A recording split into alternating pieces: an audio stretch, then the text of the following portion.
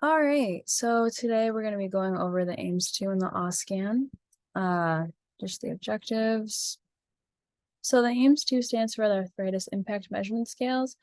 There is the short form version and the original version, but today we're going to be going over the AIMS-2.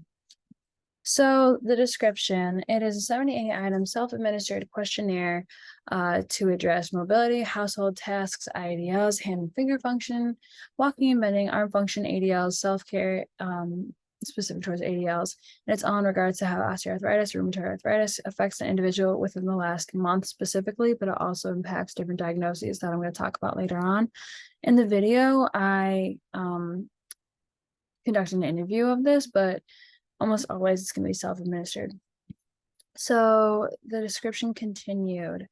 Anyone can do it. Usually see it with older populations, just people who have osteoarthritis more often, rheumatoid arthritis more often, any gender, location, you'll see it in inpatient, outpatient, home settings, just anywhere you see arthritis. Duration takes about 20 to 25 minutes to complete. It's translated to more than 8 languages. So other diagnoses that are covered by AIMS-2 is ankylosing spondylitis, psoriatic arthritis, fibromyalgia, carpal tunnel syndrome, Colles fracture, and hemophilia. But we mainly see arthritis in it. So for the scoring, it's kind of weird. It's on a 5-point Likert scale. It's a little bit opposite than what we're used to. So specifically for mobility, walking, bending, hand and finger function, arm function, 1 is symptoms all days and 5 is symptom no days, and then it's just all of the normal ones that are in between. And then for scoring continued, it's going to be self-care and household tasks. Are the wording's just a little different. So it's still the 5-point Likert scale where 1 is symptoms always and 5 is symptoms never. And then it's just different wording for in between. And then the scoring can be interpreted through scoring each specific domain and then summing them together and then converting them to a 0 to 10-point scale. And then higher scores are going to indicate worse health. And scores can also be adjusted if comorbid conditions impact the scoring, like if someone has a tendon injury, a muscle injury, broken bone, and then on top of that, they have arthritis, we can adjust that. And then it can be interpreted by using a computer, usually a program or a hand.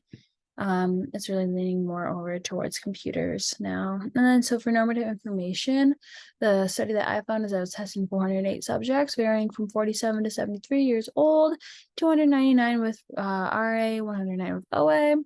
Many of them are female. Almost all of them had at least a high school diploma. 25% did think the questionnaire was too long. 96% though thought the questionnaire addressed all areas of life impacted by their arthritis. And the mean scores for categories were all under 5 after interpretation, with no varying of mean of scores among gender, age, and education level. But they don't talk about race in this, so it's kind of a limitation to it. So they have like moderate levels of arthritis and how it impacts their functioning. It's very reliable. There's high internal consistency for rheumatoid arthritis. The Cronbach's alpha coefficient is 0.72 to 0.91.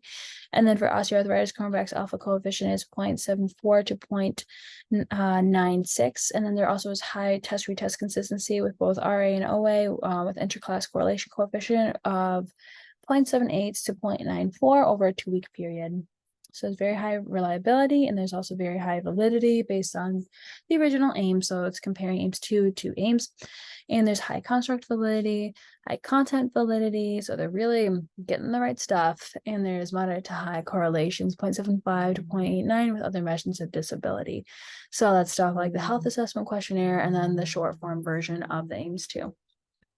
So some factors that might bias results is going to be that it is a self-report.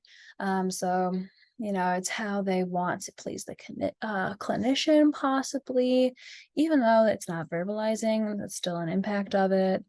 Cognition, memory, and judgment used. If someone can't remember what they're doing for the past month, or they don't have strong judgment to understand what their functioning level actually is, the scores might not be as valid. And then the length of questionnaire can cause fatigue, so people aren't going to be as truthful and maybe as valid due to fatigue.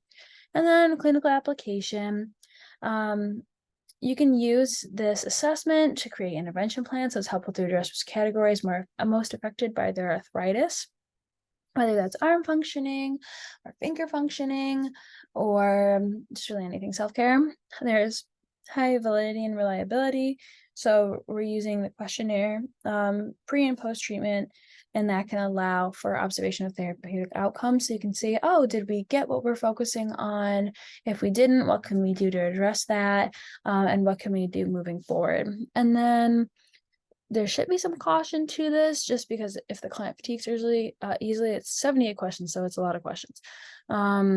So, maybe trying to figure that out. And then if the person is also prone to bias.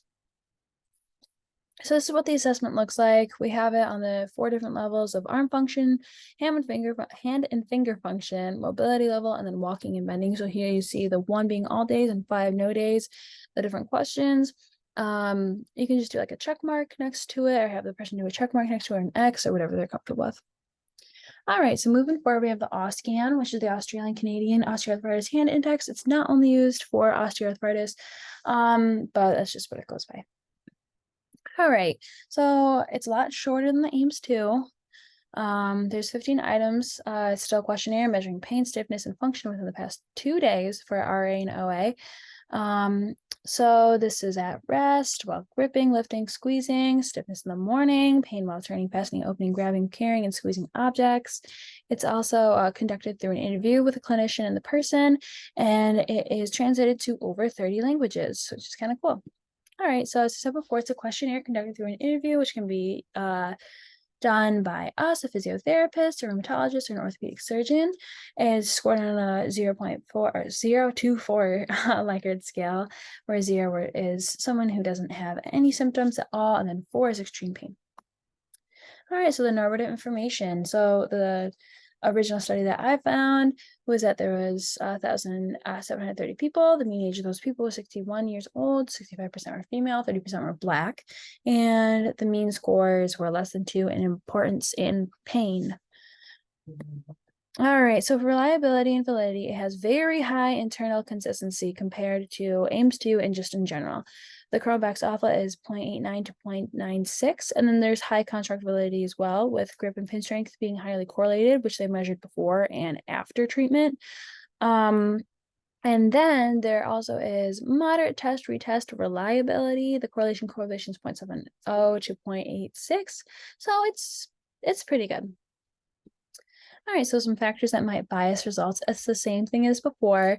Self-reporting, you want to please the clinician. And also when they verbalize their answers, it might be a little different than if they actually write down their answers. They usually, when people verbalize their answers, they might minimize their symptoms a little bit more. And then memory and judgment, it's just the same thing as before, except for with 2 days instead of a month. All right, so the clinical applications that I found was that the journals that talked about AUSCAN proved that Black individuals feel pain differently compared to white people, which is correlated with the next point, which understanding the social and emotional influences of how one perceives pain. And how, society has crafted different versions of how people should be feeling pain, especially marginalized groups. And then education on pain management, which was discussed briefly in one of them, specifically NSAIDs, and then creating a treatment plan like before, targeting what we really want to work on. All right, so this is what the assessment looks like. There's no checks, there's no whatever. I just wrote my numbers next to it in the video. So yeah. So we'll see here, it's on the pain subscale, stiffness subscale, and then physical function subscale. All right, some future studies that'd be really nice to see is the pain and raise correlations and how it relates to osteoarthritis and rheumatoid arthritis. And what we can do as clinicians to address that. And then education on medication and occupational therapy and how we can incorporate that with assessments that we are giving. All right, here's the video. For the time's sake, I'm not going to be showing it because YouTube doesn't allow videos over 15 minutes. But yeah, in the video, I give the interview to Gordon. But again, it's a self-assessment. So they do it on their own. But the therapist can help.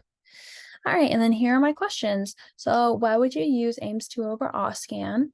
Number 2, if a client presents with cognitive impairments, how would you adapt the assessments to still address their rheumatoid arthritis, osteoarthritis, or other diagnoses that were mentioned before? And then how could the various translations of AIMS-2 and OSCAN be beneficial to clinicians? And then how can it also be a drawback? And here are my references, and that's all. So thank you.